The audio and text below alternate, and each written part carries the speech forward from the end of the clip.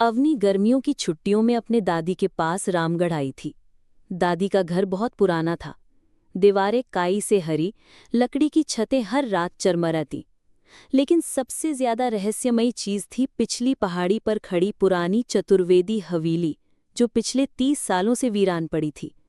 दादी ने साफ शब्दों में मना कर दिया था, उस हवेली की तरफ कभी मत जाना अवनी, वहां अंधेरा सिर्फ बाहर नहीं, अंदर भी है। लेकिन अवनी की जिज्ञासा दादी की चेतावनी से कहीं ज्यादा थी। एक रात जब तेज बारिश हो रही थी, अवनी को खिड़की से पहाड़ी की तरफ कुछ रोशनी चमकती दिखी। ऐसा लगा जैसे किसी ने टॉर्च जलाई हो हवेली के अंदर। अगले दिन उसने राजू को बताया और दोनों ने तय किया, आज रात हम जाकर देखेंगे कि वहां कौन है। रात को दोनों पहाड़ी पर चढ़े और हवेली के जंग लगे गेट से अंदर घुसे। पूरा माहौल सन्नाटे से भरा था। हवेली की दीवारों पर अब भी पुराने परिवार की तस्वीरें थीं, लेकिन सबके चेहरे खुरच दिए गए थे। अचानक उन्हें नीचे तहखाने की तरफ एक हल्की आवाज सुनाई दी, जैसे कोई धीरे धीरे दरवाज़ा बंद कर रहा हो। वे धीरे धीरे तहखाने की ओर गए। एक पुराना भारी दरवाज़ा दिखा। उस पर कुछ अजीब सा संस्कृत में लिखा था, लेकिन खून जैसे रंग में। राजू ने दरवाज़ा धक्का दिया। ची।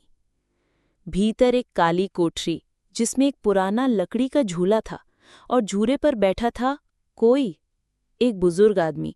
बर्फ जैसे सफेद बाल, खून से सने कपड़े और उसकी आंखें काली और खोई हुई।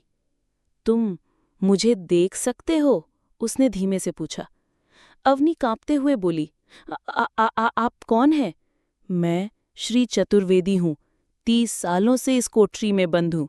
मैं मरा नहीं, मुझे कैद किया गया अपने ही बेटे ने, खजाना हथियाने के लिए। श्री चतुर्वेदी की आत्मा कैद थी। उसके बेटे ने हवेली में खजाना पाने के लिए तांत्रिक बलिदान किया था, लेकिन बलिदान अधूरा रह गया। आत्मा न मुक्त हो पाई, न पूरी तरह मरी। जिस दिन कोई मेरे खून से सना हुआ सिक्का उस पीतल की घंटी से टकराएगा, मैं मुक्त हो जाऊंगा। अवनी को कुछ याद आया।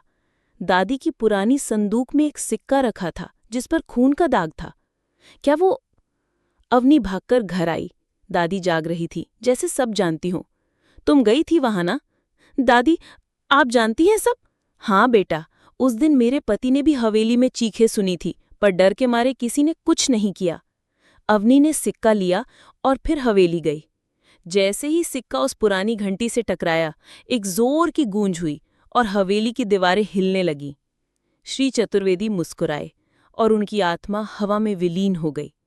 अगली सुबह हवेली पूरी तरह ढह गई, जैसे उसका काम पूरा हो गया हो। और उस मलबे के नीचे मिला एक छोटा सा संदूक, जिसमें थे सोने के सिक्के और एक चिट्ठी। सिर्फ वो जो सच्चाई के लिए अपनी जान की बाजी लगाए, वही इस खजाने का हकदार है। अवनी ने खजाना सरकार को सौंप दिया, पर हवेली की रहस्यमयी रातें अब भी उसके सपनों में आती हैं।